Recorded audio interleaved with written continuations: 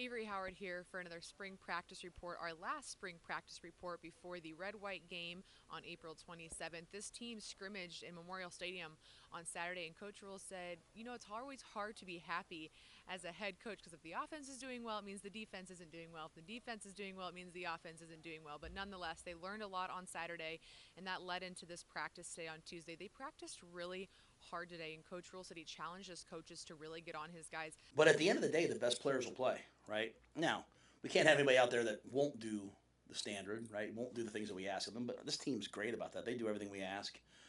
I mean, I was really pleased with today. I know you guys want to talk about the scrimmage, but the Tuesday after the first scrimmage, half the team has influenza. I mean, when we were growing up, they called it the flu. Now it's influenza. It sounds way scarier. But, half the teams, guys are sick. Guys are out there battling through it. And I came out there today okay, I told the coaches, hey, let's get after them today. Let's coach hard today. Let's push them today. I was really happy. You don't see me happy very often after practice, right? It's not my job to be happy. But I was really happy today with, them bouncing back and seeing a lot of the guys, you come out of that first scrimmage, you look at what you did. Our young people have a tendency to be like, oh, I played good, I played bad. You played how you played. Today I focused on the offense, the wide receiving group, and the wide receiving room, and it was very apparent Coach Satterfield was on his guys, as like we said, all the coaches were, per Coach Rule's demand. So it was really fun to hear what the wide receivers were working on. I know that's been a focus point for this offense, and like last year, I kind of like to give you guys what we're hearing from practice, some of the coaching points, and I kind of wrote down some of the statements I was hearing a lot. So from Coach Satterfield today, which, let me preface, on Saturday, Coach Rule said they saw a lot, they learned a lot, but too many drop balls still. So no surprises here that one of the coaching points from Coach Satterfield was no balls on the ground. They talked about energy, eyes up in the air. When they're looking up in the air, not looking back at the quarterback, but looking straight up in the air. I heard the ball is not coming from the quarterback anymore. The ball is in the air. So that was interesting.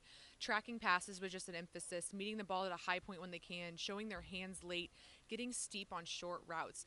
Everything is situational, and I think I mentioned this last year at practice that no rep and nothing is done without intention. Everything has a situation, understanding the flow of the game, understanding the situations of the game, even in just simple drills. So that was something I focused on from the wide receivers, and that was also emphasizing the growth in which Coach Rule thought he's. We are significantly improved in that room. The guys have grown up. We brought some players in.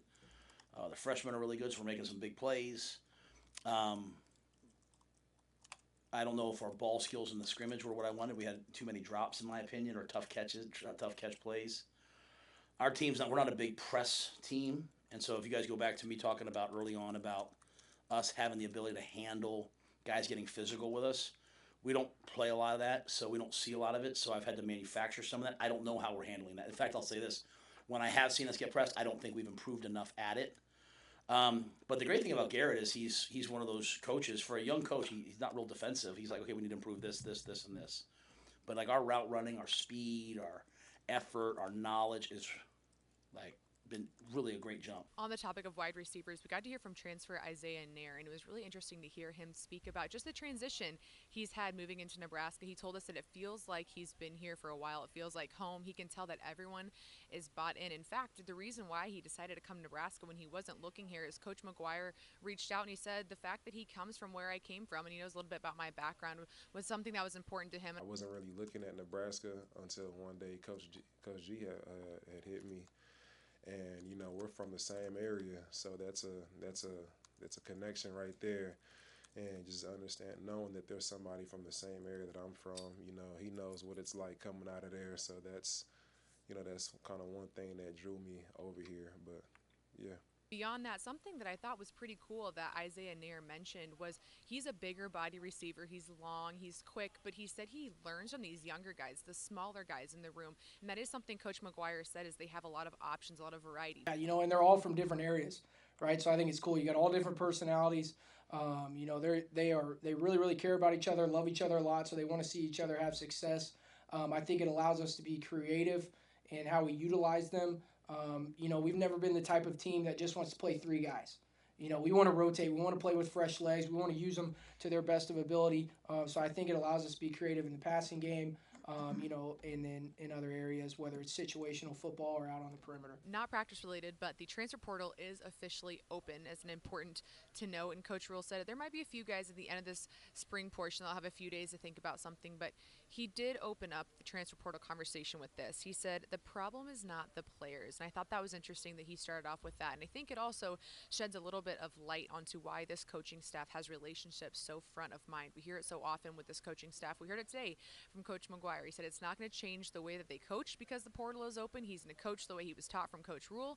He was going to coach the way he was taught growing up, and so they're not going to coach these players any differently. Coach Rule also did say that they're not going to coach a player lesser, or they're not going to coach him not as hard if they're afraid that he's going to go into the transfer portal. In fact, he said if that's what you're doing, it probably means you have the wrong player to begin with. And beyond that, he said we're only doing a disservice to young people if we aren't setting a high standard to begin with. I love our guys. I want everyone to be here, but I also want them, we had guys transfer to other places last year. I've talked to their coaches. I've talked to them, how they doing, and I think once you played for me, you played for me for life. So, maybe it's a unique challenge in terms of some guys, like, but we're pretty transparent with our guys. Like, if they want to come talk to us, we're here to talk to them. I ask the coaches after scrimmages to meet with guys one-on-one. I'm always available. So that's all we have today for the post-practice report this spring. We will have more for you on April 27th for the Red-White game.